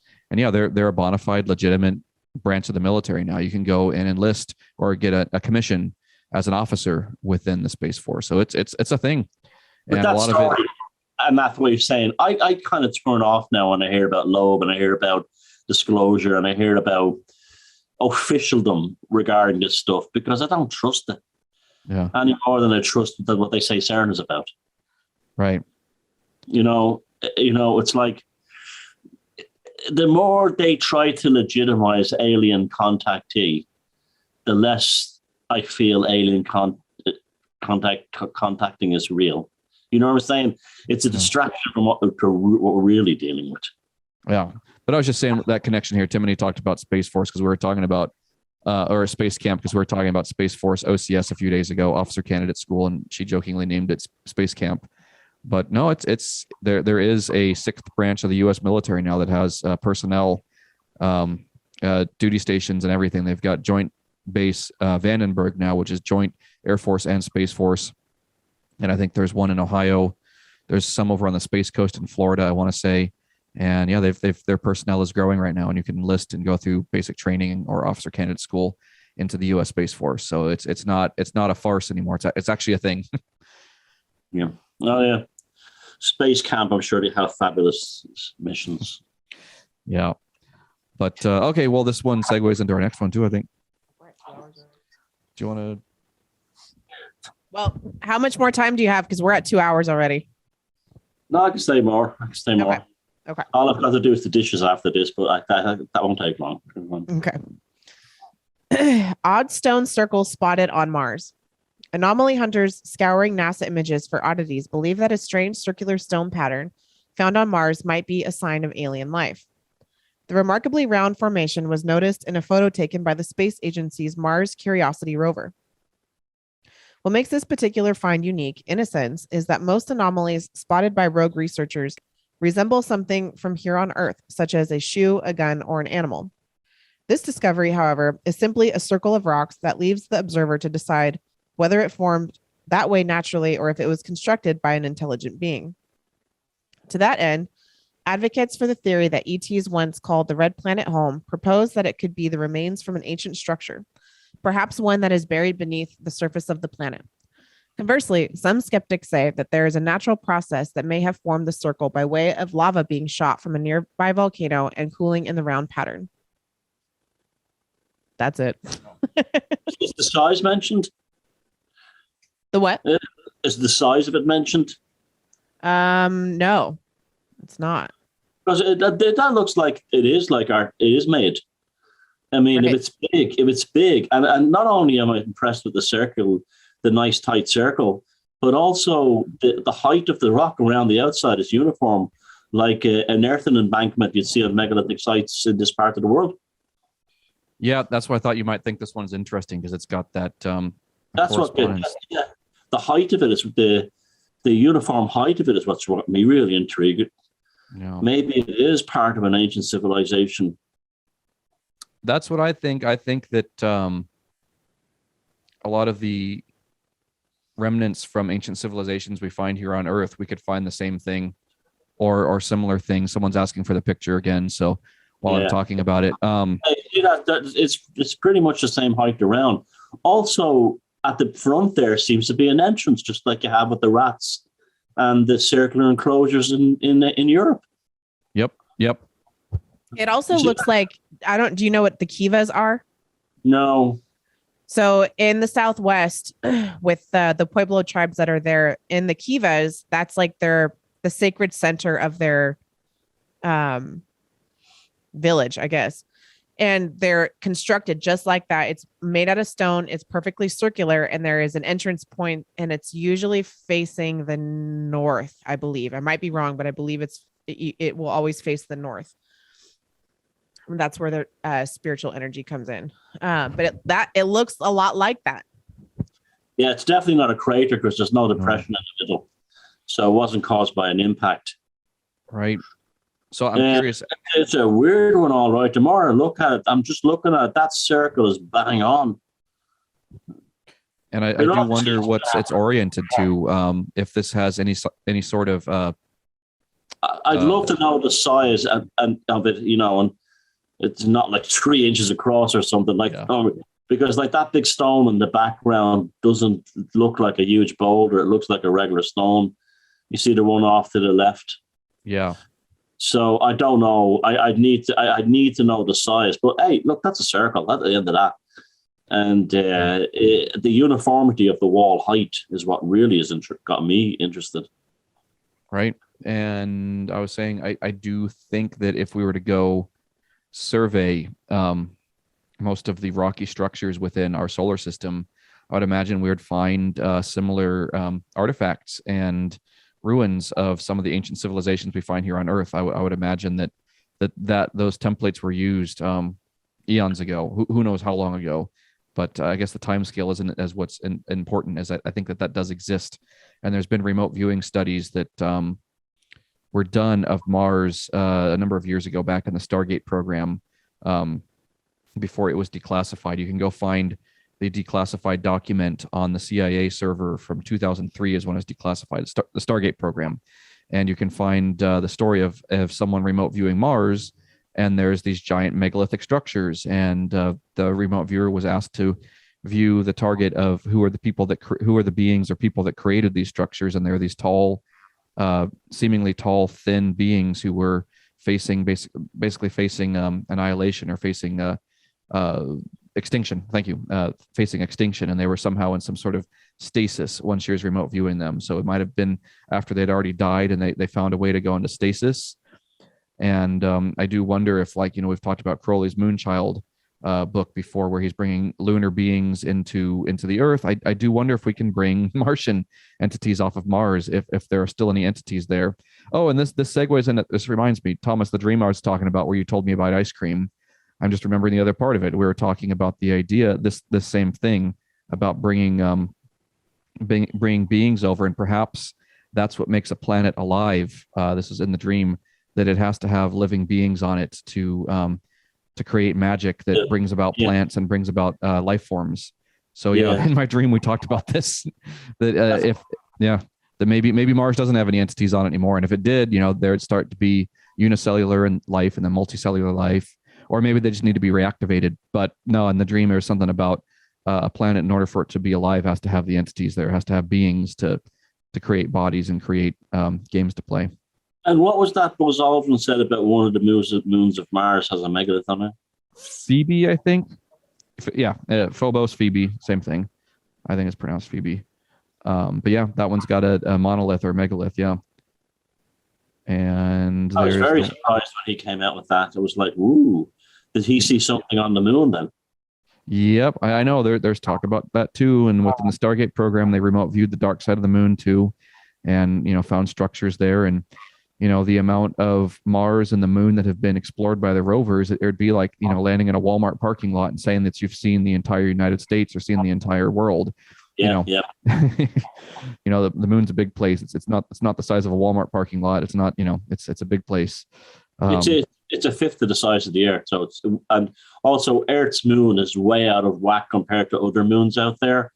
Our planet has a moon that's too big. Right. Yeah. And even here on Earth, most of the Earth is covered in water. So, only a third of our land has been, walked on by people. And even so, it's like just getting a scope of how big the surface area of Mars, the surface area of the moon, those got to be tremendous, So I do wonder how much of Mars has been viewed either by technology or by remote viewers. I think the area that they were remote viewing in this Stargate program, not like the TV show, but Stargate remote viewing, they were remote viewing an area that was mountainous, that they wouldn't be able to land anything on. So they're remote viewing an area that would be dangerous terrain, that would be too expensive to be able to get something to land there. And I think they were saying in this, if you were to go around and talk to some of the people at JPL and show them these coordinates, they'd be like, oh yeah, that's over where the ruins are, just very casually. Like, oh yeah, those coordinates. Yep. That's near the ruins on Mars. Just like it's nothing. And so I really do think that that's the case. That's what my intuition says, is that the universe is a strange place. And I think that there were humans, or there were our ancient ancestors from eons ago, lived on other places besides this Earth. And maybe the original inhabitants of the Earth didn't look like us, and they had some other type of body. And the people that created these ancient structures, none of them exist anymore. And this planet has so many layers and layers and layers and layers and layers of civilization that's under the water, under the ground. Some of it's still there. One more flavor I would like to throw into the soup mix before we go is, I often wonder if these stories about things on Mars are they released for exactly the same reason we had the United States in the first story, according to astrological things, like that they would say on this date, we will release the news about an anomaly on Titan. On this date, we will release new photographs of Pluto. And at the same Freemasons in NASA, using the same stuff the founding fathers of the United States used to engage us with the cosmos. There you go. There's an interesting idea.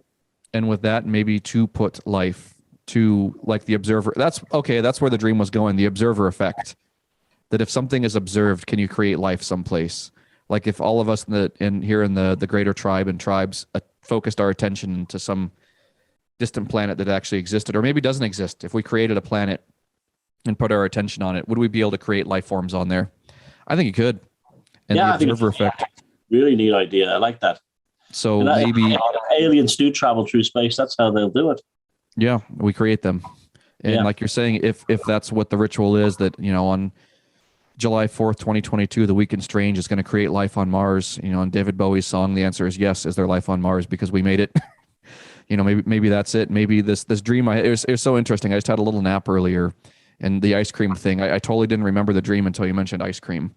That was the first part of the conversation in my dream. But in my dream, it was about the observer effect. Mm. And in order for there to be life, there has to be an observer there. There has to be an awareness. It's not, the observer begets life. Life itself, the physical universe, does not beget the observer, if that makes sense. In order for there to be life, there has to be an observer first.